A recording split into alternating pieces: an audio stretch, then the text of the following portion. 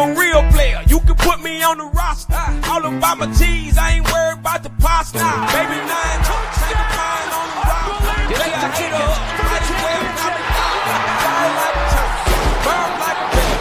Screen spinning right, predicting like the weather. Serve in my cup, can't go without my medicine. So fresh, big bag of pepper. Where is my letterman? I'm balling on these suckers. You know the money talk, you can ask Chris. Welcome to the Side Action, episode 2 of season 8. My name is Jim Weglars, aka Wegs. You can follow me on X and on Instagram at Wegspool. And I'm Coop. You can check me on Instagram at Dalton Cooper, on X at Mr. Grumpy Gills. Again, we are the Side Action Podcast. Make sure to check us out on TikTok as well. Make sure to hit the like and subscribe button on YouTube if you are watching us. Greatly appreciated. Wegsy, how we doing, baby? We're doing great. Don't forget about at Side Action Pod on X and Side Action Podcast on Instagram. I'm doing good, man. I got out early. It's a big weekend here in Chicago, as we'll talk about. Yeah. But my buddy flew in from Hawaii today. He was actually a little delayed, but got in about 7:30. I took his stuff to his hotel, met us out at the beach at 11. Of course, I had a stupid work call, like pops up on the calendar. I'm like, I had nothing today. And then, all good. We're going to do the podcast and then get a fantasy draft tonight. So, nice. How was the weekend, man? I see you caught some fish. Linnea caught a fish too.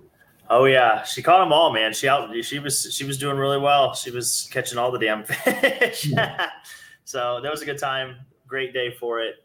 We had perfect weather last weekend. I don't know if you recall or not, like mid-70s. Oh yeah. Got a nice little lounge for us to stay at with the whirlpool inside and everything. So that was fun. Anniversary, right? You had an anniversary? Yeah. She put up with my ass for that long already. So, so that was a good time. And then Monday I did the Chicago Sky game. Candace Parker's jersey got retired, which the fascinating thing I found was that she's the second woman in WNBA history to have her jersey retired by multiple teams. Okay. But the most fascinating thing to me was she only spent 2 seasons with the Chicago Sky, and they retired her jersey. I just thought that was fascinating. I was like, I could see, both sides of the story here, but she's, a Naperville native, she's from the area. So I guess that was really what kicked the bucket. So you won the title, right? Did they win the title when they're there? Yeah, she won the title. 2021, 2021 title. That's kind of why, right? So I would assume so, and just the fact that, like I said, she's a native to the area. And then last night went to the Kane County Cougars game. Yeah, they had Bark in the Park, which was funny because it was a game featuring the Rail Cats and the Cougars. So it was cats on the field, but it was dogs in the stands. So did they chase the cats around the bases? No, not quite. Not quite. Only one doorbell sound too, which I put the over under at 1.5 doorbell sounds that the PA would play. And if you took the under, you cashed. Okay. Good to know. It's a little bit rigged, but okay. Okay. So I had my fantasy draft, the first of, I'm going to do 3 on my own. Hope everybody's listening in Carlo's league. Carlo is going to have me ghost draft him on Monday night. So do 4 drafts in like 12 days, which is awesome. I think it was really good. I'm really excited about the team. Got a lot of young guys. And then, I had another date on the Riverwalk on Sunday. You might find this interesting. Bodybuilder. Nice. I'm sure she could throw me around, which is interesting. But anyway, we no, she's great. She was great. I'll see her again, hopefully this weekend. And actually also saw my uncle, my cousin. They were around. We went to the Purple Pig last night, and we also went on the Riverwalk. And just nice. I mean, it's been super cool here. I mean, like almost September weather, but I'll take it if it's that pretty outside like today. Oh yeah. You can't complain. I mean, come on. What are you doing? What are we talking about here? No, I love it. I was played volleyball today. Don't tell my boss. I did tell him. I felt bad, but he's in like Portugal, so I'm like, whatever. Nice. So let's jump right into it. Who are we taking to the shed this week, Coop? Oh man, I had 2. One we didn't. I guess we could probably talk about this last week, but Cracker Barrel's in the shed. Yeah. They redesigned their logo after like 45 years, I believe is what the time frame was, and it is It's not looking good. Wegsy, not looking good. Stock is down. The whole overall value of Cracker Barrel has gone down. It's really losing its luster, unfortunately. And I don't know about you, but Cracker Barrel was like a home steak in any kind of road trip or vacation we would take. We'd always stop at Cracker Barrel along the way. Chicken fried steak, baby. Chicken fried steak. Yeah, I mean, biscuits and gravy. They got they got a nice gift shop there, I believe. I mean, they got some stuff in there. Oh yeah, they got the IBC root beer if you do like lunchtime. Yeah, so tough to beat that. But Cracker Barrel's in the shed. Maybe they can get things turned around. And then Chet Holmgren. Chet Holmgren is in the shed. I don't know if you saw this on X a couple days ago. There is he's in his bulking season, if you will. So he's trying to put on weight going into this upcoming season. There was a video on X of him chest pressing 28-pound dumbbells. Which I didn't even know they made 28-pound dumbbells. To be honest with you. Random number. It's not 20. You should ask your newfound friend if she's ever seen a 28-pound dumbbell. He was really struggling. It's like kilograms, 2.1 kilograms. Maybe. But Chet was struggling, and X was really giving it to Chet, unfortunately. So he's not a good look. He's on the slighter side, right? I mean, he's kind of thin. He's tall, a great shot blocker. He bulked up since he was in college, but he's got those long arms, man. He's got those long chicken wings. He can't do it. Yeah. So just a tough look for him all around. Poor Chet. Well, I am going to put the White Sox in this one. I know they've played since they put this note. We know that they've played better of late, but they keep losing these one-run games. Every time I look up, it's they're winning 4-0. I check back later, they lose 5-4. So I think it's I put 1-5. I think it's 1-6 now in one-run games in August alone. I think they've already solidified it, but maybe not. There's a couple days left in August. I think they're going to lose the most games in the month. You can bet on that kind of thing if you want that kind of shit. So nice.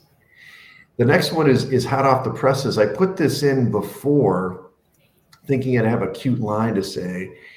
To quote, Teddy KGB from Rounders. You ever seen that movie, Rounders? It's the poker movie, right? Yeah, love it. Yeah. Pay that man his money. So Dallas decides not to pay Micah Parsons, and hot off the presses today, he is traded to the Green Bay Packers. What, Jerry? Are you serious? What's the problem here? You've got a top 3 pass rusher in the league. No, we drafted him. We don't want to pay him. Let him walk. So Green Bay should probably make Club Dub now, but Dallas, I can't believe it. When I wrote this down, I really thought it was just, come on, dude, just pay the guy. You're going to pay him. And now all of a sudden he's traded. So good for Green Bay, bad for Jerry. And I do have to downgrade my Cowboys picks later. Not that I had a bunch of them, but the record. Yeah, that's tough. And I actually have Micah Parsons in Club Dub. So as you should got paid. So right there, Club Dub. Let's go. Club Micah. Dub. There it is. Micah's in Club Dub. Like you said, he gets traded to Green Bay. He gets a 4-year, $188 million deal with $120 million guaranteed. Dallas gets back 2 first-round picks and Kenny Clark. Micah Parsons is now slated to make $47 million a year, which is now the highest non-paid quarterback in the league by about $6 million. So, he's doing okay, I think. He's definitely in Club Dub. Special. Remember, we have the Art Murphy wing of Club Dub because he makes it rain with the horses that he doesn't tell us about. But we maybe have a Micah Parsons sky lounge or a rooftop. I mean, this guy rooftop probably. Yeah, he definitely seems like a rooftop kind of guy. Definitely exclusive up there. I mean, the dude, 47 mildo a year. My God. Yeah, good for him. He kind of feels like an ice bar kind of guy, honestly. I don't know. I could see that. I could see that. Maybe a big puffy jacket, We can change it out. You want to do ice sometimes a year? We'll do a rooftop with, bocce or something, or shuffleboard, whatever you want, Micah. Whatever he wants. Take control of the roof deck. It's going to be hard to have a roof in the middle of Green Bay in December. That's all I got to say. So it's going to be hard to have a rooftop bar then. But I also had Tommy Fleetwood. Tommy Fleetwood's in Club Dub. He got his first ever PGA Tour victory at the Tour Championship this past Sunday. Nice little $10 million payday, never hurt. And first career victory, wins the whole thing. wins the whole FedEx Cup. So I know everybody thought Scotty Scheffler was a shoe-in, and Fleetwood came through. Good for him.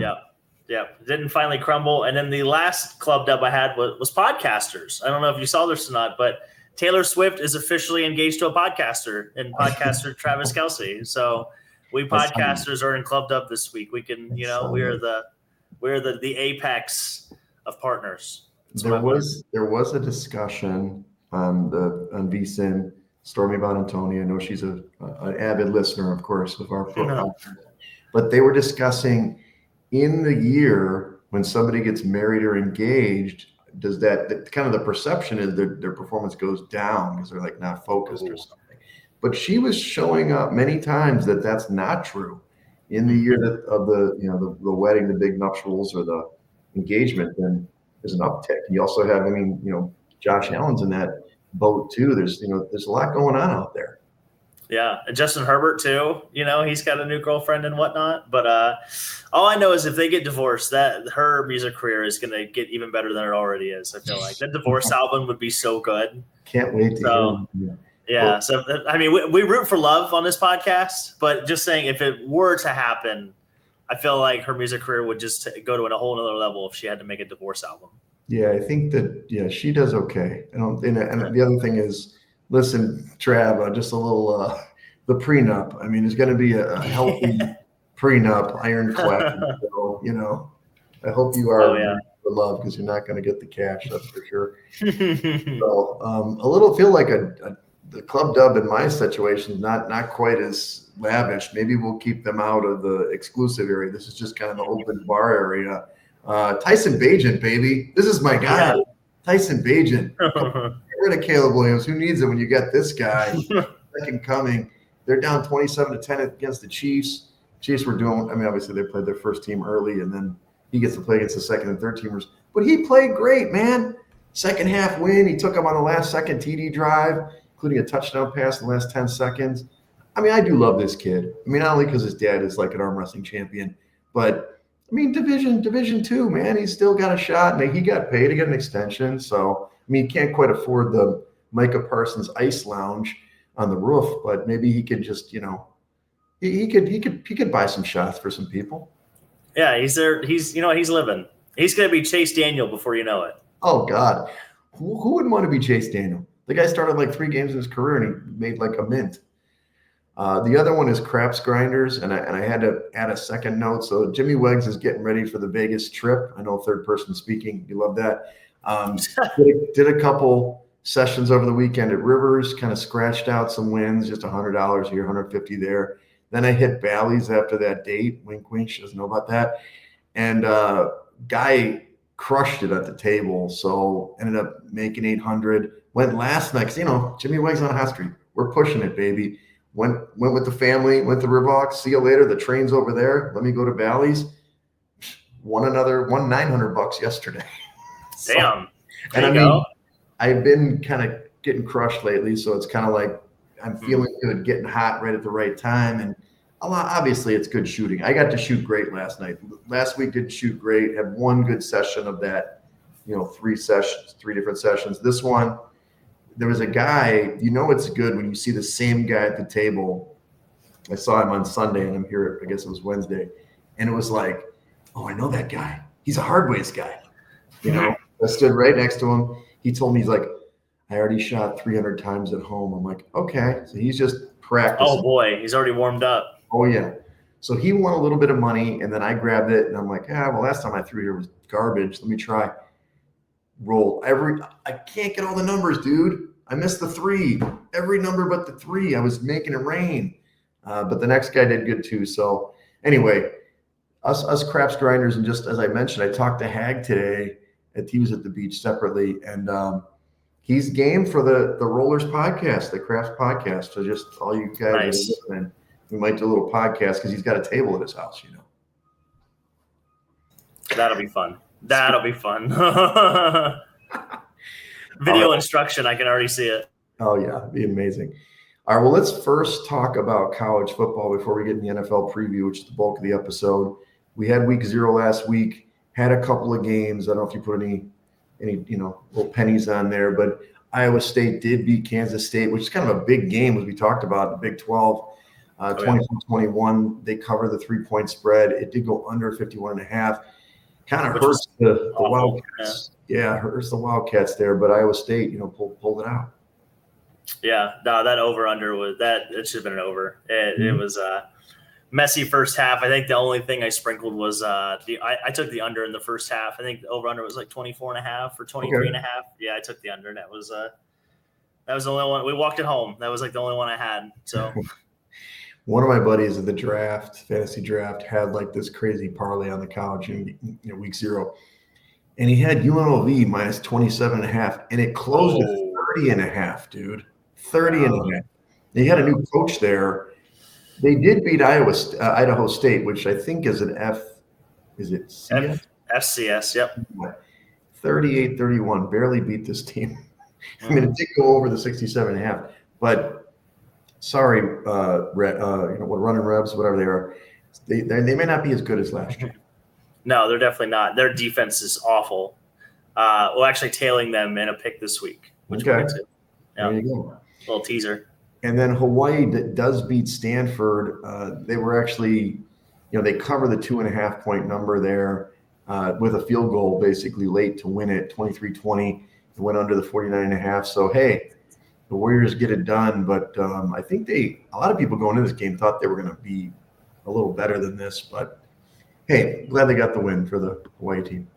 Yeah, well, the starting quarterback got hurt like in the third quarter of this game too. I think he missed a series. But they he got like hip drop tackled in a certain way, and it didn't look very good.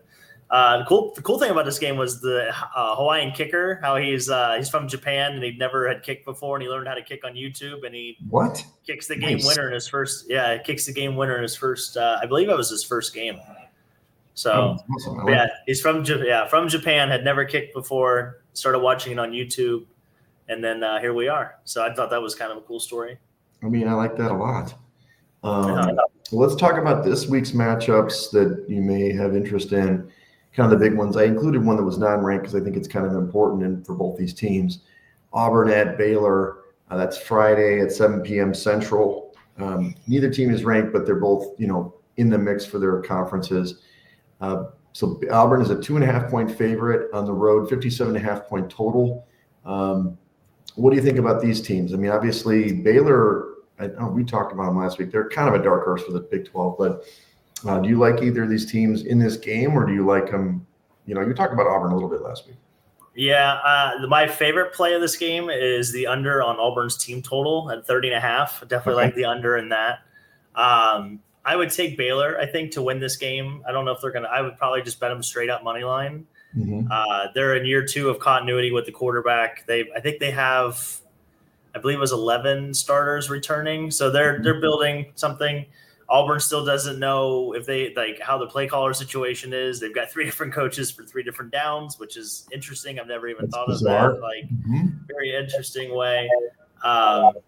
And just Hugh Freeze is, I feel like, on the hot seat a little bit, and I don't think it's getting any cooler. So we had like a historic low of college coaches turnover this past off season. So I think that means that this coming off season is going to be a big boom. We're going to see a lot of different coaching changes happen, and I think Auburn's going to be one of them.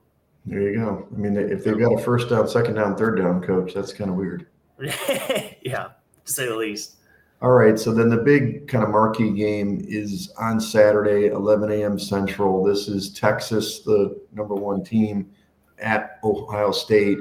Ohio State is 1.5-point favorite last time I checked anyway, 47.5-point total. Huge rematch from the semis last year. That was one of the better games. So to me, obviously this is huge for Texas, solidifying their number 1 seed, but got to be tough for Arch getting into the horseshoe for the first time. I know he's had a couple of starts against some chumps. This is a real team. So do they have a shot to cover this number? They do. I don't really like the number either way. I'm more on the over/under in this game. I think this is going to be a very defensive game. I think both teams are going to lean on their defenses, especially with first-time starting quarterbacks. Sure. Both defenses could be top 5 defenses in the country. Like Caleb Downs, the safety for Ohio State, could be the best player in the country. And I just feel like this is going to be like everybody's going to lean on their offensive line. The first one of my favorite plays from this game is going to be the first half under at 23.5. I think this is going to be like Texas is going to come out, try not to make any mistakes, cover Jeremiah Smith, make sure he doesn't kill you, and, just try to get into the flow of the game. And I don't know. If I had to pick a team, I'd probably take Ohio State just because they're at home. But I like more of the over-under numbers in this game for sure. But, yeah, I mean, Texas is going to come out. They're probably going to be balanced. Sark, what was the stat I was saying? Sark, the last 3 games against top 10 ranked defenses, they've scored in the first half 0 points, 6 points, and 6 points. So I don't anticipate Texas coming out on a high note, and especially on the road here in the top 5 matchup. So I like those kind of plays this week as opposed to picking a team. Maybe Texas first half under their point expectations. Both of them. Well, the over-under for both teams. Oh, both teams. Okay. Yeah, both teams is 23.5. I like the under in the first half. I see like a 10-3 score if we're lucky. Yeah. So you got a question here. You're kind of giving away a year, but yeah, absolutely. Could you, Jimmy Wegs, can you name the last starting quarterback to beat the number 1 team in the country in their first start? And you do know this name. 86. You give me some information. It was in 1986. Yes. So I think it's one of 2 guys. Vinny Testaverde? No. Who was your other guess? Bernie Kosar. No, it was Jim Harbaugh. Oh, it's Harbaugh. It is. It's Jim Harbaugh. That was the funny thing is that, Ohio State's starting quarterback, so a lot of people, Ohio State fans are not going to want to hear the parallels between their starting quarterback and Jim Harbaugh. But that's what they're. Did they beat Notre Dame or who did they beat? I can't remember, to be honest. Yeah, I just heard the stat. I thought that was fascinating. So great one. Ohio State. Yeah, so we'll see what happens. Obviously, both quarterbacks are making their. I guess Arch is making his debut. He played last year, but Ohio State's quarterback is making his debut, and he was the top QB in his draft class. So we'll see. Okay. All right. The other 2 games I highlighted. First is LSU. They're the 9th ranked team for Clemson. Clemson's a 3.5 point favorite at home, 57.5 point total. This is in the evening, 6:30 p.m. That's on Saturday. This is a huge game. I mean, Clemson doesn't have a huge non-conference schedule, so this is a big one for them, especially if they don't go unscathed through the ACC. LSU's just, we know that Brian Kelly's trying to make his name. He's not very good in these games usually, but what do you think about this one? Brian Kelly is not good in the first game of the season for some reason either. I believe LSU is 0-5 in their opening games the last 5 years. Like even the last 2 years of Coach O, they had lost. They're going on the road. This is just a bad spot for LSU, to be honest. I mean, Clemson has 16 returning starters, which I believe is the most out of any team in the country. Yes. Clemson just got a lot of good things going for them. The biggest, this is a good live game, live betting, if you will. I think this is the game you do it because I think right away you're going to be able to tell if LSU can block Clemson's front 4 and actually give Nussmeier a chance to distribute the ball. I think you could probably lean LSU just because the outside talent I think favors LSU. Sure. But if Clemson can get at the quarterback and create pressure from the get-go, I think this is going to be a really long day for LSU. So for that reason, I would probably lean Clemson and give the points. I think they'd probably win by 4 to 6. Okay. But yeah, ever since you said Clemson was going to be the number 1 team in the country last week, I started doing a little more homework, and I think I'm starting to see what you were seeing a little bit. I'm not necessarily agreeing with you all the way yet. But I am curious to see what unfolds with Dabo and, them actually using the portal a little bit, and they have their foundation from, having some good players as well. So in the last 3 national championships too have produced the most draft picks the year after. So Clemson is slated to have, I think, one of the highest amount of players drafted in this year's upcoming draft. So again, could be a correlation of if they're going to win a championship or not. Also, this is a battle of Death Valleys. Like, who is the real Death Valley? Clemson says it's, before LSU, but LSU says it's theirs. So we'll see. I'm sure Clemson has that motivation as well. We've got Notre Dame, 6th ranked at Miami, 10th ranked. Notre Dame's a 2.5-point favorite on the road, 49.5-point total. This is Sunday night, 6:30 p.m. This is, again, the Irish is really the only non-conference game that I know that's really hard. I mean, they've got USC or something like that. But this is a top-ranked team. Can Notre Dame go and continue their success that they had last year and go beat Miami? Of course, this isn't a Catholics versus convicts game. It's very different. They lost the match, but this is a storied matchup back in the early 90s. Oh, yeah. No, I like Notre Dame here. I like their physicality. I think their offensive line is going to be able to dominate the game. They've got one of the best running backs in the country as well with Love. And I just trust Marcus Freeman more than Mario Cristobal right now. And Miami hasn't won a big game in forever. So until it happens, I can't do it. I just can't see. I can see Notre Dame coming in and just literally imposing their will and just literally playing keep away. And letting their defense, win the game and let the offensive line control line of scrimmage and just keeping what was their quarterback's name? CJ something. Is it CJ Carr, maybe? The current quarterback from Notre Dame? Is that Notre Dame's quarterback? I think it's CJ Carr. Yeah.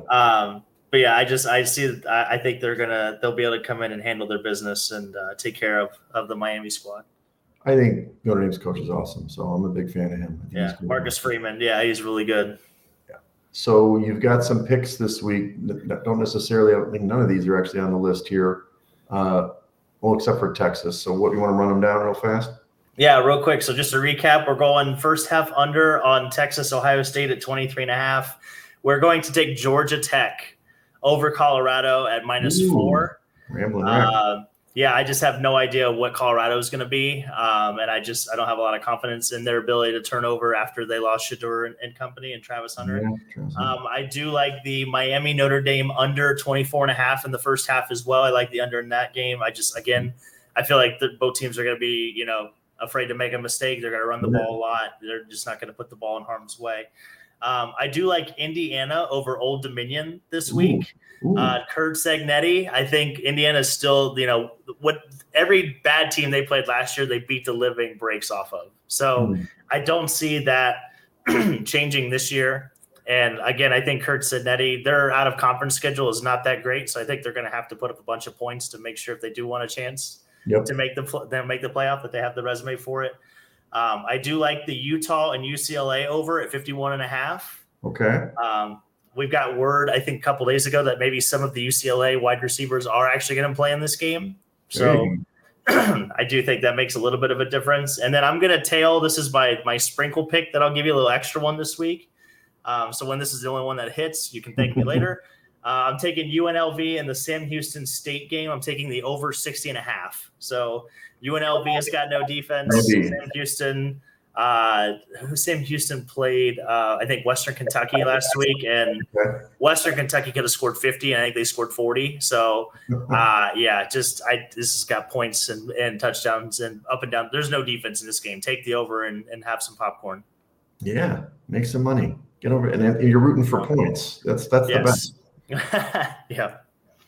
All right, well, let's jump in the NFL preview. What we'll do here is break down each division. We can go as deep as we want or not as deep as we want. There's some divisions that maybe warrant more time than others. And at the end, we can talk about, whatever, playoffs or, who we think can win the Super Bowl. But we'll start in the NFC first. We've got the NFC East. You've got the Eagles kind of commanding 11-5 win total that's expected. The division is -157. That's hardy. For them to win the NFC is +325 as the favorite and +650 to repeat. So they are the favorite to win the Super Bowl. Other teams in the division, you've got the Commanders. They're kind of second fiddle. The Cowboys, I didn't look at the change of the wins, but I would guess at least one win down. It was 8.5 before Parsons got traded. And so I'm sure their odds went down. And then you've got the Giants kind of pulling up the rear. We'll see if they can get over that 5.5 win total expected. So some of the bets I like here, Coop, I don't know. I think it's gonna be a regression. I love Jaden Daniels. I had his jersey for a while there, but I think under 9.5 is a decent pick. I didn't make this bet minus 107. Not to make the playoffs is plus 118 for them. I do still have them in the playoffs. And originally I had the Dallas over 8.5 plus 125. I would reverse that out now and say under. If you get 8.5, still take it. But I think it's probably dropped to. I'll look that up while you give me your comments. Yeah, no, I do agree with you on the Commanders side of things. I think it's gonna be interesting seeing how their offense gets off to a start with Terry kind of not doing any training camp participation or preseason stuff. Though it could be a nice little match. Though they had a very easy schedule last year, it really matched up really well for the Commanders. That was kind of the saving grace for them. I just don't see how anybody's going to challenge the Eagles here, just because the Eagles' defense is so good. Really good. It's amazing how good their defense is. Like I love how we don't ever talk about the Eagles, but the Eagles could be the next dynasty that we're looking at, the way their defense is built. So I agree. The Giants, the Giants could lead the league in sacks, and they can only maybe win 4 games this year. So they have a great front four. Yeah, I think they're fascinating from that standpoint of how good their front 7 and front 4 are, respectively, and we'll see. We'll see how long it takes Jackson Dart to play. I don't know if it's going to be 4 weeks, 7 weeks, 10 weeks. We'll see. I do see him starting this year at some point. No doubt. And I think they're just hanging on to Jameis for a contingency. So if somebody gets hurt in the league, they can just make a phone call, maybe get a 5th round pick or something out of it. Yeah. But we'll see. But I think the Giants will be a little friskier than originally. I was pretty down. I still don't have them winning a ton of games, but I think they're going to be a sneaky underdog, especially if they're getting points. Week 1 at Washington, this is, they could be a frisky underdog there. They're going to be a very popular survivor pick in Washington. So I agree with you. That front 4 is kind of menacing. Yeah, no, 100%. And the Cowboys, I did look, it is dropped to 7.5 as expected win total. Look, I thought their offense is going to be a lot better. They got Pickens, Dak's back. They have a new offensive, mind there. Even on defense, you've got our guy Eberflus here. So, but if you don't have the best player who's the game wrecker, I don't think Kenny Clark's really going to do that for them. So it's going to be interesting. It's rare to see Jerry mailing in. Let's go to the NFC North. At present, this is all real time. I didn't check all this stuff. The Giants have the hardest schedule in the league this year, by the way. So that's also, that's tough. Yeah, I still have them with 5 wins. You're right at their expected win total. So let me just look up the market now. I didn't look up with the move with Parsons. The Packers did move up both in their Super Bowl odds of basically 13-1. Coop and Wegs got 20-1. Nice. To win the division, it was plus 260. Now it's down to plus 180. So the Lions are still the favorite here, plus 175, plus 550 to win the NFC, and plus 1,200, 12-1 to win the Super Bowl. But obviously, this move with Micah Parsons really, he's a game changer. It doesn't give me their win total. I would guess that the Packers, I don't know if they went up to 10.5 or not. I have them winning this division. I like Detroit under that 10.5. It's minus 129. I didn't bet it because it's too rich. But their schedule, we talked off air. It's a really tough schedule for this division. It's a gauntlet. And I think the Lions losing both coordinators, playing the tougher schedule, I just don't see them winning the 10. I actually don't have them making the playoffs. I've got them at 8 wins this year, but we'll see. So I do like that. And then I'm down on Minnesota, dude. I know I talked about the Bears. I want them to win. I think they'll make the playoffs, but that's barely making it in. Minnesota is at 9.5 expected wins. I don't know. They won 9 games, 9 out of 10 games that were within 1 score they won last year. Come on, they're not going to do that again. There's regression there. And so I just did the ladder. I ended up saying, screw it, I'm going to do the ladder. So their 9.5 under was minus 134, but I did 8.5, 7.5, 6.5, and 5.5. So if they do only win 5 games this year, Jimmy Wegs will be a happy guy, laughing all the way to the bank. Nice. No, you can definitely see that happening, especially with Jordan Addison being out the first 3 games. Right. You're not sure about McCarthy. Just a lot of changes. They did acquire some new offensive linemen too. So Well, we'll see. We're going to see how good the system is in Minnesota. Like if they win this year, then we know that they have a system that is bulletproof. They can definitely just plug and play. So, but to your Detroit point, they have the third hardest schedule in the league this year. Yep. They play a lot more. Last year they had all the breaks, right? They only played like 3 outdoor games, I think, last year. Right. This year is not the, So this year is not the case. This year they play the AFC North and I believe the NFC South, where last year they played the NFC West on a down year, and then they played the AFC South, I believe. So they got a pretty good break last year in their scheduling and stuff like that. But I mean, I thought before the trade, I thought the Packers were probably the sleeping team to watch for here, just because the 27-year-old bump. You know, when the 27-year-old Packers quarterback, that's when they win Super Bowls. Like that's when Rodgers won his Super Bowl at 27. Brett Favre won his at 27.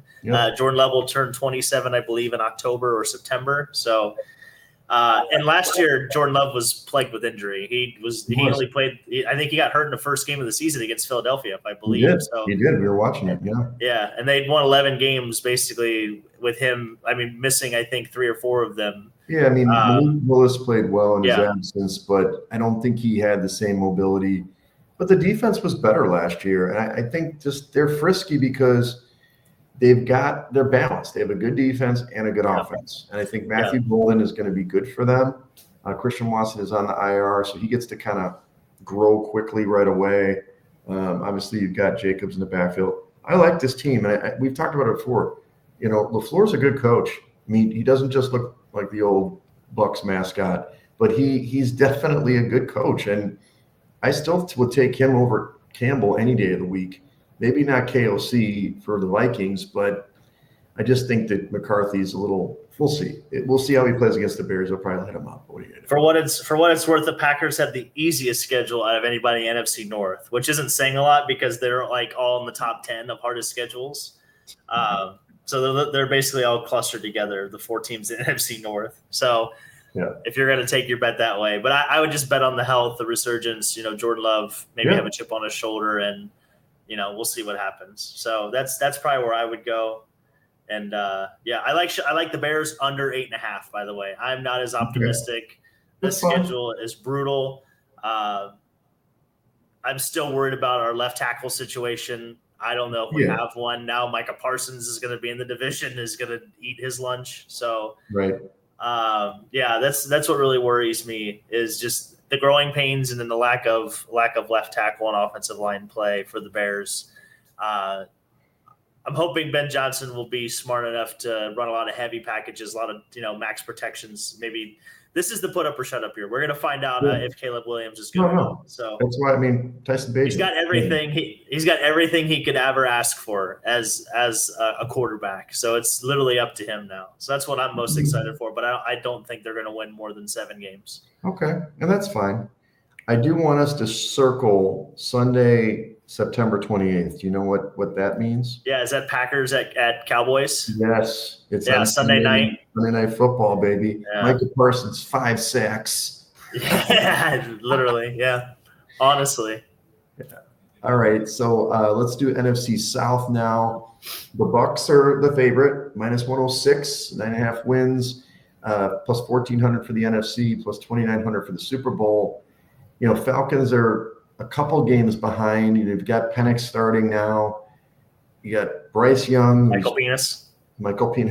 Don't call him that either. I don't know if you saw that video on X. He got a little upset with the guy who called him him that.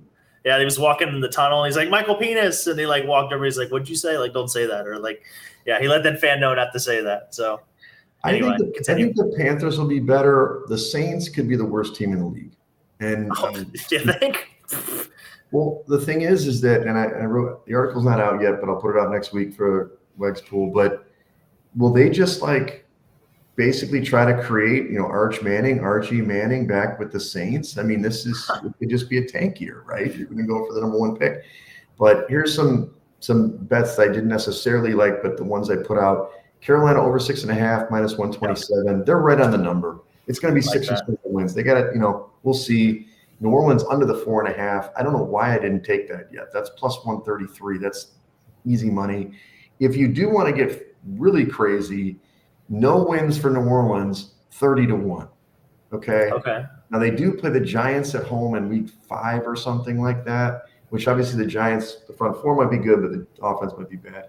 Yeah. Tampa over 9.5 is decent, and Carolina. Oh, these are yours ones, right? You like both those?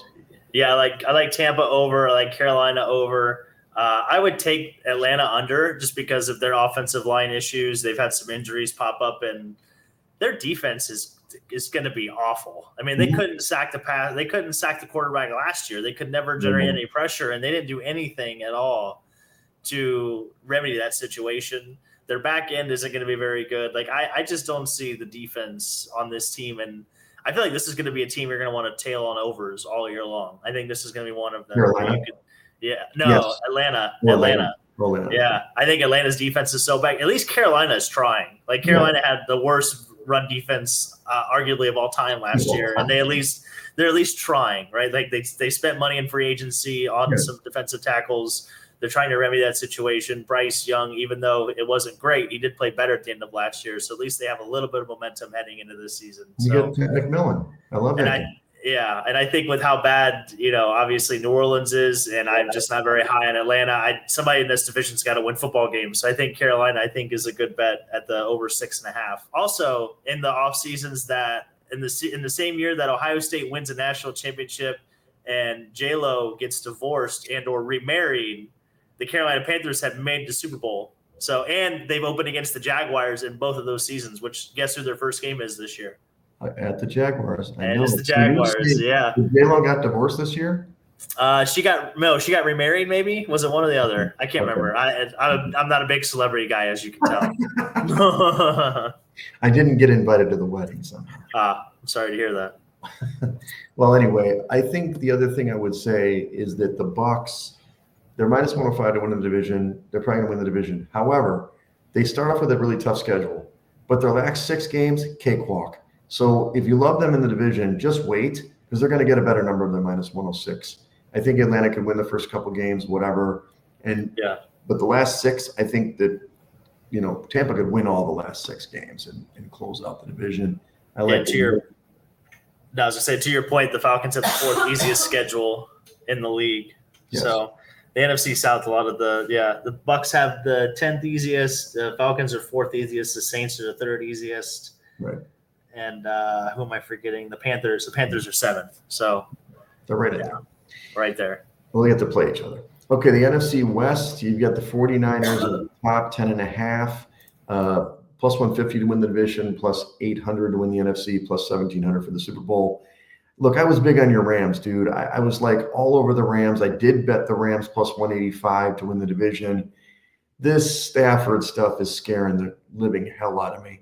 I know his back is whatever. They're trying to hold him out, play him a little bit. You've got Jimmy G behind him, which is not the same. So I have regressed. I was way over their 9.5 win total originally, but I kind of scaled back. I already put the 185 in the account. So I do like San Francisco ultimately to win this division like that. Yeah, you're late, Wegsy. I hate to tell you that. You're late. You needed to get on this bandwagon last year.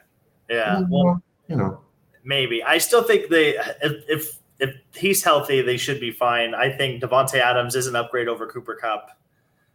Their front seven's really good. Their defense, they've hit on a lot of young draft picks, so they're going to be just fine. It's just literally going to come down to the health of Matt Stafford. Hot take, I think Kirk Cousins could be the Rams quarterback if Matt Stafford doesn't get healthy. Wow. I think that'd be fascinating. You heard this? I know. This is my take. This is a hot take. Fresh off the presses, I think. This is Coop Lytics kicking in. I definitely think that Kirk Cousins could be the starting quarterback for the Rams at some point this season. I would not rule that out just yet. That's what my sources are telling me. Yeah, when I did my first analysis, I love the Rams. But I think to your note here about San Francisco, they do an easy schedule. Oh my God, they should win 13 games, but they're not healthy. So week 1 at Seattle, which I'm down on Seattle this year. Matt Stafford hates me, but I'm down on them quite a bit. I don't care how good the defense is. I don't trust Sam Darnold.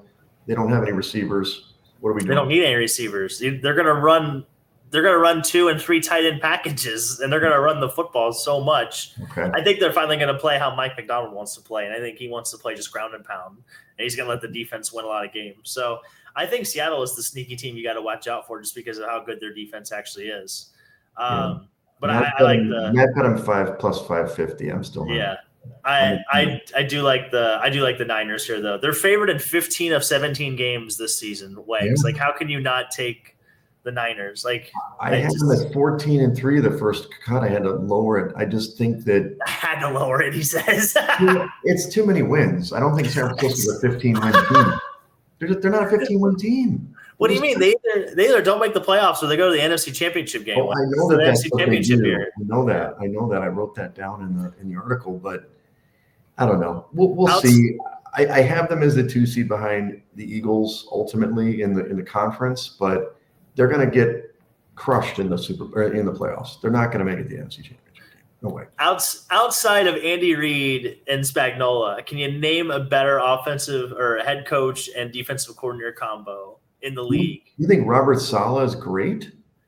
Why wouldn't he be great? What do you mean? The Jets, he was not the problem in New York. Like, Woody Johnson is the problem in New York. And obviously Aaron Rodgers tearing his Achilles. They're going to be better. I told you when I put out the article, I have them winning division. I just don't think they don't have the horses, bro. I just don't think they have the horses. This is not as talented a team as you think. They have both gunshots on their team now. What do you mean? They have both the guys that could literally take a bullet and be just fine. Ricky Pearsall and Brian Robinson. Yeah, they have both gunshots. Like, come on, what are we talking about here? I mean, just the heart on this team. Mm-hmm. I mean, it's just a flesh wound, Wags. They'll be fine. Okay, look, pick them to win the Super Bowl. It's fine. Okay. I'm just saying. I'm not saying they're not going to get in the playoffs. I've got them as the 2 seed. They're going to lose. They're going to lose to either the Packers or whoever's in the three hole. What happened? Tampa. Gotcha. Right.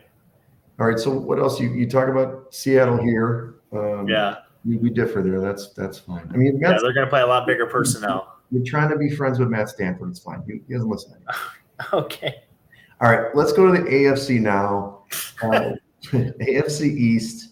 Buffalo is the biggest division favorite ever, like minus 286 to win the AFC East, 12.5 wins, plus 350 on the AFC, which is the favorite. Oh, no. Okay, the Ravens are the favorite, barely, and plus 700, which is even odds with the Ravens just behind Philadelphia. The Patriots, 8.5. I think they have a chance to make the playoffs. I didn't put them in the final analysis, but I did bet them already to make the playoffs plus 155. I'm sorry. I think your Fins are going to stink. I don't want them to, but I picked them I bet them 20-1 to have the fewest wins in the league this year. I know it's a lead shot, but I'd rather take 20-1 than the 5-1 on the Saints or whatever it is. So I did bet them on 7.5 wins as well.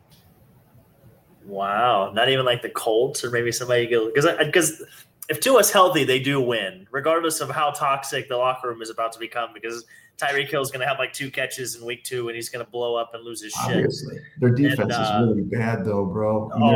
Well, hang on. Let's not get carried away. Their secondary is really bad. Yes, their front seven actually, their pass rush specifically might be a top 5 unit. Might be. If you chop Robinson, if you get a healthy, Nick Chubb.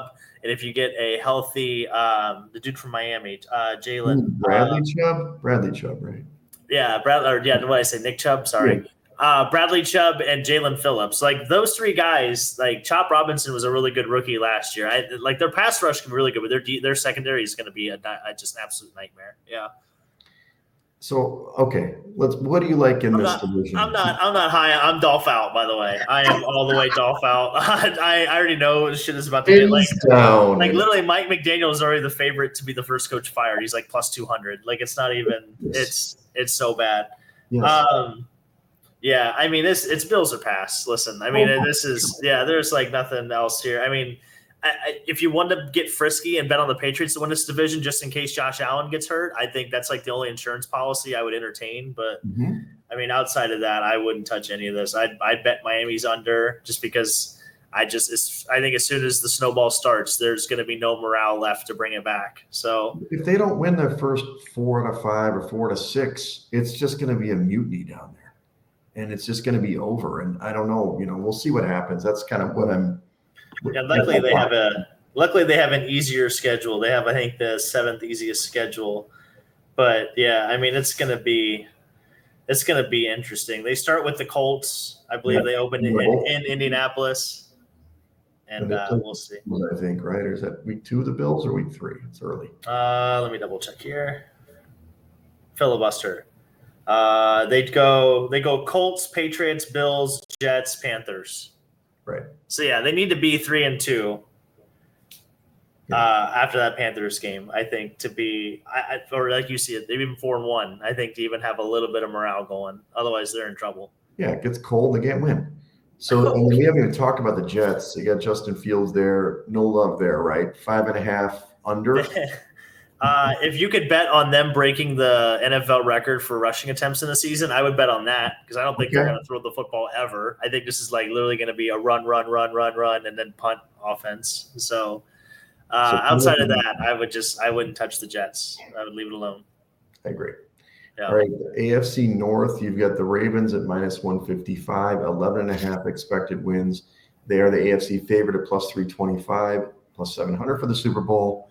Ravens are great. Love them. Really tough schedule early. I'm definitely going to bet them later in the season because I think they're going to open up like 2-4, 3-5. And they could go through and be 6-0, but they run a gauntlet, and then their last 5-6 games are a lot easier for them.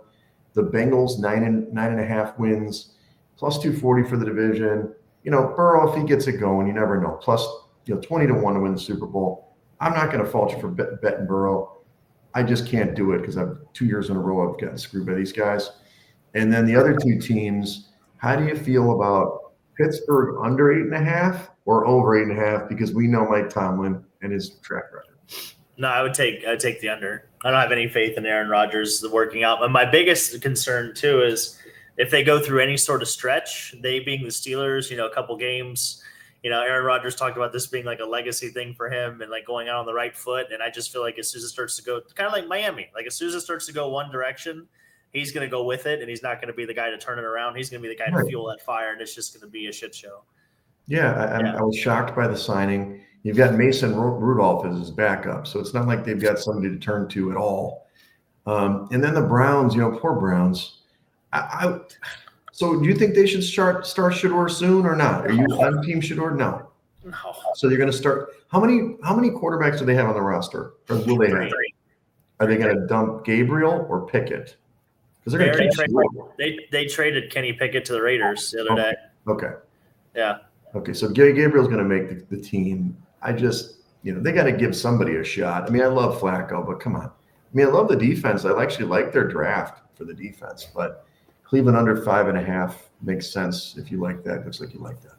Yeah, I had a quick stat for you too. So Kenny Pickett and Sam Howell made NFL history by getting traded 3 times before their 4th year in the NFL. So Kenny Pickett has gone from the Steelers to the Eagles to the Browns, now to the Raiders, and Sam Howell has gone from the Commanders to the Seahawks to the Vikings and now to the Eagles. So congratulations to those two guys making NFL history for all the wrong reasons. Yeah. But I like Cleveland under 5.5. Their beginning of their season is brutal. I don't see it getting any better. They go Bengals, Ravens, Packers, Lions, Vikings, the first 5 games of the season. So yeah, I know. We'll talk next week about the Bengals game because they're obviously dogs at home, and we know Zach Taylor's track record, like Brian Kelly. Week 1, he's terrible. But yeah, I only see maybe like 2 games the Browns will be favored in this year, and that's at home against the Titans, and then maybe on the road against the Raiders. But even then, Las Vegas is a 3.5 point favorite right now as it stands. So yeah, Cleveland is a favorite in 1 whole game this year so far as it stands right now. So yeah, take that. I would take the under. I just like their D, so maybe we'll see. It depends on what the spreads are. Okay, so AFC South. Going to be interesting. Texans 9.5 wins, -105 for division, +1,300 for the AFC, +29 or 29-1 for Super Bowl. Then you got the Jags and Colts. I agree with you. Colts are overrated. 7.5 wins. and the Titans at 5.5 wins. Look, I think the Jags over the 7.5 makes sense. I didn't bet it. It's -117. Liam Cohen's a new coach there. I'm not sure the defense is that great, but they should be able to score more points, right? That's the theory. But I'm big on Houston this year. I don't know why I'm Team Houston. I know you loved them last year too early, but that defense is nasty. CJ Stroud's going to bounce back. Nico's healthy. They've got to get the other guys back, but I don't know. I don't really see them losing this division. It's possible. It's not going to be the Colts. It's not. I don't think the Jags can do it. And the Titans, I think they'll be frisky late. I think early they're going to take their lumps, but I would bet them. I think it's week 5 through 11. They have kind of winnable or coverable matchups. So I think Cam Ward might be pretty good. So I'll be on that. And I will tell you, I like my long shots. Houston to win the most games in the NFL, 28-1. I went on that. Yeah. I'm not as high on Houston right now. I mean, Joe Mixon being out for a questionable period of time is, I think it's probably the first 6 weeks is what my sources were telling me. Though it may be helpful for them because then they'll actually run the offense through their best player in CJ Stroud. So maybe they'll chuck it every down. Maybe that'd be a blessing in disguise. Who knows? But they bring in a new offensive coordinator too. They made some offensive line changes in the offseason. That's always a tricky situation when it comes to continuity and stuff like that. So, yeah, probably the Texans are going to win this division just because of their defense. But like to your point, I if I had to pick a sneaky team, I'm going Jags. I think Liam Cohen can do a good job of getting Trevor Lawrence back on track, back to playing how we expected the Prince to play. And yeah, I'm with you. I like the Tennessee over 5.5. I just think you can't get any worse than what Will Levis was playing last year. And they sneakily have some good weapons. Like Calvin Ridley's a good wide receiver. They did lose Tajay Spears, I think, for an extended period of time, which is unfortunate because he's a really good back. But yeah, I think that Callahan is kind of, as he's not on the hot seat yet, but I think if he has another bad year, so I think to show the progression through his rookie quarterback this year, I think will do him some good, and I think the Titans will surprise some people. Yeah, I think so too. Okay, AFC West, you've got the Chiefs, 11-5 expected wins, -122 for the division, plus 375 for the AFC, plus 800 for the Super Bowl. So it really hasn't changed their odds at all from a year ago. Broncos 9.5, Chargers at 9.5. Broncos are plus 1,300 for the AFC, 28-1 for the Super Bowl, Chargers 29-1. And then it falls off with the Raiders at 6.5. I love Denver. I bet Denver for the division, plus 295, dude. I think they're going to win it. I know that the Chiefs haven't lost the division since Peyton Manning was in town in Denver. So it is a long shot, but we know the Chiefs pulled it out of their ass like 7 or 8 times last year. The Broncos should have beat them last year. I think they're going to be better. Bo Nix could have a regression and they could suck, but that defense is probably the best in the league. And I think that makes the difference. I know the Chiefs defense is good as well, but I just got to see, Rashee Rice is going to be there for KC early, but they have an easy schedule too, man. I've got them at even at 12.5. I think it's 12-5 for the record, 13-4. KC's got a really easy path comparatively. I don't know why, but I've got them to win most of their games, but they think they're still going to lose division. Yeah, the Broncos have the 14th easiest schedule, so right there in the middle, where the Chiefs have the 27th easiest schedule, so they're literally right behind the Bears. So the Chiefs definitely have a much more difficult schedule. God, I don't know. Honestly, the only thing that really gets my appetizer going is that the Raiders over 6.5, just because I think the Chargers are going to take a step back with Slater being hurt. Okay. And I think Pete Carroll knows what he's doing. He's got competency. Yeah, he's going to be chewing on that gum. Yeah, I mean that jaw is going to be so strong. He's got the jaw muscles of a 20-year-old. Yeah, and they're going to run the ball a lot, man. They could give some teams some troubles. They can control the ball. Geno doesn't. In the 2 years or 3 years that Geno played in Seattle, he didn't turn the ball over too much. Well, last year he was plagued with red zone interceptions. I think he led the league.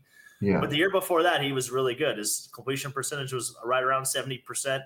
and he didn't come anywhere near the league in interceptions. So it's going to come down to them not turning the ball over. I think Max Crosby has a good year. I would take probably Chiefs under 11.5. I think 11 or 10 is probably the ceiling, to your point. Just because of obviously regression and a little bit of luck department. Like, how many block field goals are they going to have at the end of the games to win like they did last year? So yeah, I'm with you there, but this is a crapshoot. I guess if you want to get on the Denver train, be my guest. I'm just not sold on it all the way. I would take Cortland Sutton in fantasy though this year. I think that's probably a good pick. What do you think about the running back? RJ Harvey, is that what his name is? Maybe. I'm higher on Bill in Washington, to be honest with you. Bill in Washington? Oh, the guy with the 3 names? Yeah. Whatever his name is. Yeah, I got him. Yeah. He goes by Bill, and I cannot remember his name. It's like a hyphenated name. It is, yeah. Okay, before we get into the playoff stuff, let's quickly go through the awards, who we like, or at least the bets. MVPs, obviously Lamar plus 550, Josh Allen plus 600, even Burrow's up there plus 600. Could have probably won last year if they made the playoffs. The usual suspects at the top, although Herbert's at 20-1, so is Hurts. I like CJ Stroud. I'm a CJ Stroud guy this year. 25-1. 25-1. I already bet it. 25-1. Jordan Love is 25-1 right now too. I know. But then I think actually the Parsons things helped him because their defense can be even better. And then Purdy's 30-1. So you would put your money on Love or Purdy? Yeah. 100%. Okay. I mean, it's not a bad call. I think that he's got to step up. But is this the year Joe Burrow wins? I don't know. This might be the whole narrative is building for Joe Burrow to win, an MVP. I could see that. He very well could have won it last year if the Bengals could just win one more game. It's the bottom line is, can they win the division? They have to win the division. They have to beat Baltimore. And then usually it's a 1 seed, but it could be a 2 seed, 1 or 2 seed, right? So you see a path for the Bengals to be the 1 seed. I don't.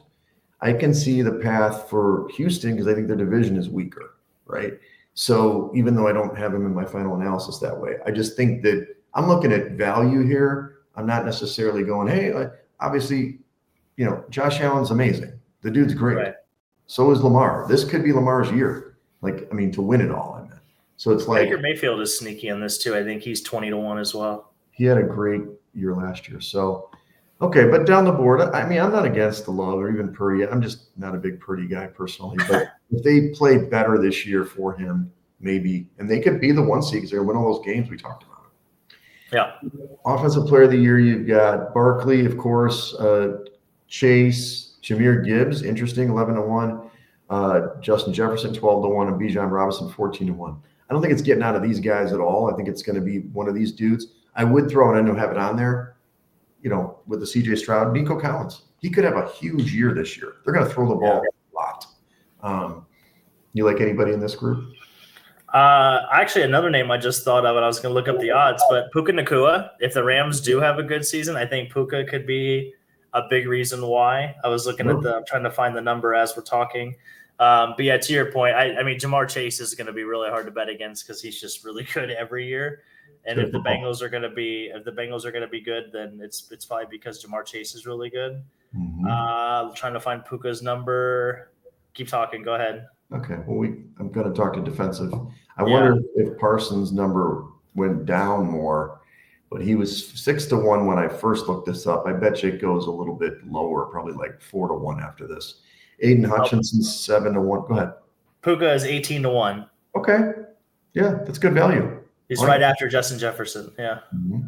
So Aiden Hutchinson, 7-1. Myles Garrett, 8-1. TJ Watt, 8-1. You got Crosby. I know. I'm Team Houston. I'm just waiting for a guy, OTMG, the vet, to get on with this Houston stuff. Will Anderson, 15-1. Love it.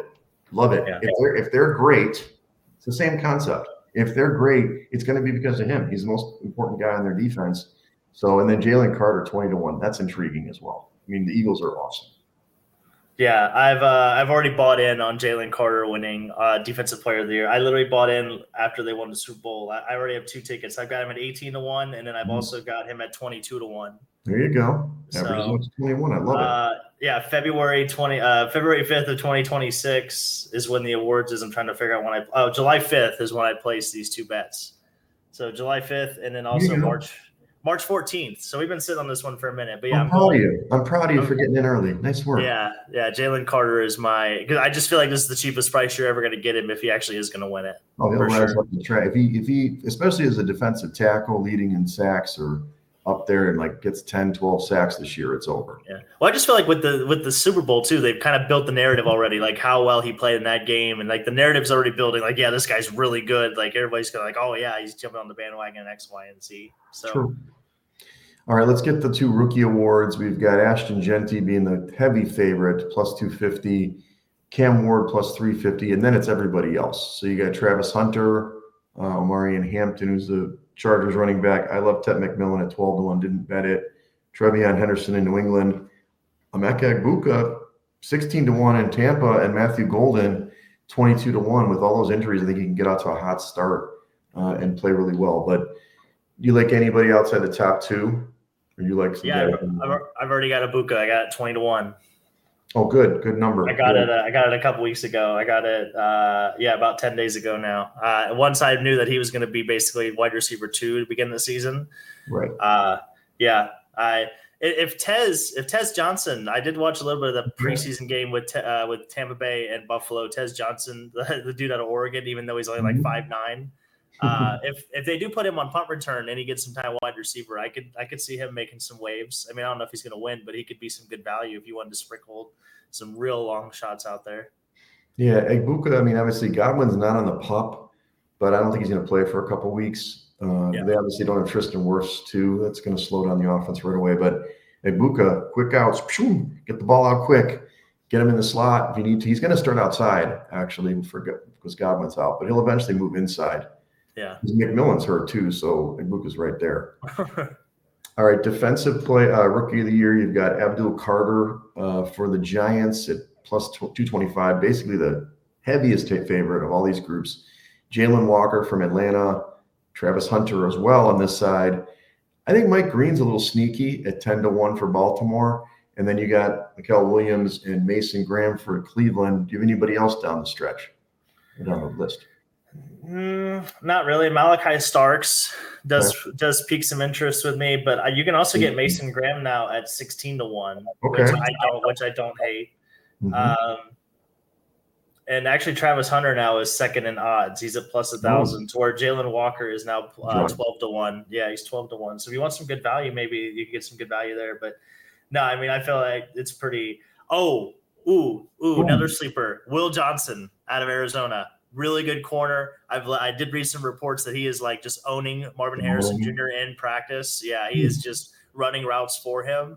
So you can get him at 25-1 right now. Ooh, I like it. Highly, highly recommend that one. Sprinkle a little cheddar on that one. I think you might like that one at the end of the year. Little pizza money, 25-1, little pizza money. Yeah, just a little something. Just a little something. $10 to win 250. $10 to win 250. Let's go. Yeah, it's tough to beat. All right, let's go over our picks. We don't have to talk about every playoff team, but let's go NFC. So you're saying NFC title, AFC title, and your champ. So I did make some changes actually, but go ahead. I didn't make it up. I changed the article, but go ahead. NFC, I'm going with San Fran. I do have an asterisk to watch out for Tampa Bay if they do get healthy and everything falls right. I think Tampa could be a very sneaky pick here. And then AFC, I'm going Baltimore. I think this is the year that the Ravens finally get over the hump. They've got a really good team. They just paid Kyle Hamilton, who's really good. And I think they just have the biggest gap in their division. I think they'll have the AFC North won by the beginning of December, and they'll be able to rest and plan accordingly for their matchups. And I think that'll pay dividends coming down the stretch. I promise you, I could send you the article, so it's true. I did reverse myself, unfortunately. But I have the Packers winning the NFC. Shocker, 2 years in a row. Let's go back to the well. I did bet them to win the Super Bowl 20-1, as I've mentioned, like 16 times in this thing, which is better than now. And I did switch from the Texans to the Ravens. I have the Ravens beating the Texans in the AFC Championship game now. And I do have the Ravens winning. I know, it sucks. They're the favorite. But here's what I'm going to tell you to do. Do not buy the future now. wait till like week 6 or 7. They're not going to be 6-0. So that's when you buy in. You want to get a future better than 6.5 to 1 for the Ravens and also in the division. So I hate to pick the favorite, but I agree with you 100%. I think this is the year Lamar does it, puts it all together, and their defense against the Texans offensive line, which is suspect, and then ultimately against the Packers, I think they're just a little bit better. The highest rated team, obviously, but I like the Packers. I mean, we'll see. You're right. San Francisco gets the NFC title game all the time. And I have Tampa actually losing to the Pack. So just so you know, I see your Tampa against San Francisco NFC championship game. But I see you Tampa against the Packers instead of San Francisco. So. Oh, yeah. Not too far off. Does it scare you that we have picked the same? No, we picked the Bengals, I think, together last year, didn't we? And that really – yeah, that didn't work out good. Yeah. What could have been? What could have been? Didn't you pick the Texans or something? I thought you picked. I think no, you might be right. I think I did have the Texans in maybe winning the AFC. Yeah, I think you're right because I did have a future on the Rams. Maybe you changed it at some point, but yeah, we didn't pick the Eagles off the gate. That's for sure. No, and I was on the Rams big time, because I remember catching that future. Yeah. Yeah, you did good. Yeah. Okay, so what do you got going this weekend? You're working. You're gonna set me up with my future wife, Brandy Wilkerson. Nice. Yeah, we're always working.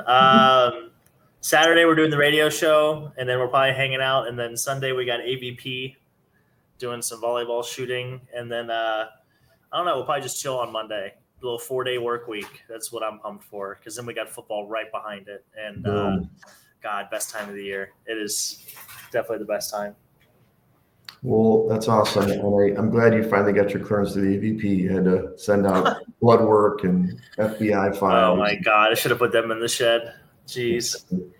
So I've got visitors. My buddy from Hawaii is in town. We played this morning. He's going to be in all weekend. He's playing in the tournament on Monday, the Twos tournament at Foster. Are you gonna play at the Pirate Flag? I don't know. That's a good question. Okay. It's all good. I'm going to walk down there after that. I've got the AVP both days. We bought tickets. I don't get free ride like you do on Sunday. And then the tournament. And then a week from today, buddy, rolling the bones in Vegas. Let's go. Oh, yeah. Let's get some cash. Let's bet some games. First of all, we didn't even talk about this, and we will talk about it next week. The Circa contest is already at the Survivor, I think, is at 16 million or something. Oh my God. They're topping it out. They're going to say it's going to be almost $20 million this year. Damn. Yeah. And then the other one will still be at 6 million, which is still great. I'll win $1 million and some extra change, but that stupid Survivor, oh my God. I mean, it gets bigger every year. It was 14.2 last year. It's projected 19.4 this year. Yeah. $1,000 entry, right? Yes. Okay. There's a documentary on YouTube. I was gonna say, I feel like I've heard this. Yeah, I need to get in on this. I don't know what I'm doing. I'm just sleeping. Apparently, I'm asleep at the wheel. We have a proxy service that I could perhaps loan out to you with my brother-in-law. But you have to make the picks in the state. That's the thing about that. And it's all these proxies, they're like sharks. And of course, Circa has their own proxy. I'm like, of course, I got a proxy too. It's my sister. She doesn't charge me anything. I will give her money if we win, but there's no upfront cost. Gotcha. Oh, so that's how you have to be a resident of Nevada? So what happens is you can fly there and sign up for the Circa contest. And as long as you're there, you can sign up for it before that Saturday deadline of the week up. But every week you have to make your picks in the state on your phone. Okay. So you have to have a proxy in the state because we can't if you're on the Illinois VPN, right. So you have to. We have to send the picks to my sister, my brother-in-law, and they make the picks for us. Gotcha.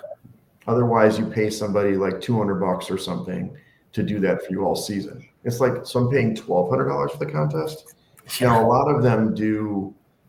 You can do up to 10 entries in the Survivor and 5 entries in the Pick'em contest. So I think they just kind of give them a package deal. If you do 10, it won't be another 1,000. It might be 400 or something. If you do 10, whatever. If you do one entry, hey, $200, you're wasting my time. It's pretty awesome. If you watch the documentary, you'll like it. They follow the guys around and they, each week, and it's pretty cool. And a lot of them obviously get flown out when they get further along, and some of them are Vegas guys, some of them are not. Like I think it's like Team Meatball or something on there that ended up winning. It's pretty cool because they were each year got a little better, and they finally won. They won $2 million last year or something like that. So. Hell yeah, that'd be pretty cool. Absolutely. Hey, if that happens, don't worry. I'll fly out to Vegas. We'll get one of the big cabanas at Circa. Okay. I was just hoping we get a podcast studio at that point. Yeah, that would be ideal. Actually, it's funny because they do get all these guys. Like, of course, they won some money. Now they get the podcast. Of course, like, hey, you get some notoriety. Yeah, you get to think of the notoriety that comes with that. Jeez. I mean, that I could afford. We can afford those cameras we're talking about. Right. Anyway. Well, follow us at Side Action Pod on X, Side Action Podcast on Instagram. Follow me on X and IG at Wegspool. Nice. That's a mouthful. It is. And you can check me out on Instagram at Dalton Cooper and on X at Mr. Grumpy Gills. Make sure to follow us on TikTok at Side Action Podcast and the Instagrams as well. But happy holidays. Happy Labor Day. Happy Labor Day. Everybody's listening to this. Yeah, well, let us be the first to wish you a happy Labor Day. How about that? Of course. There it is. All right. Take care. Love you guys.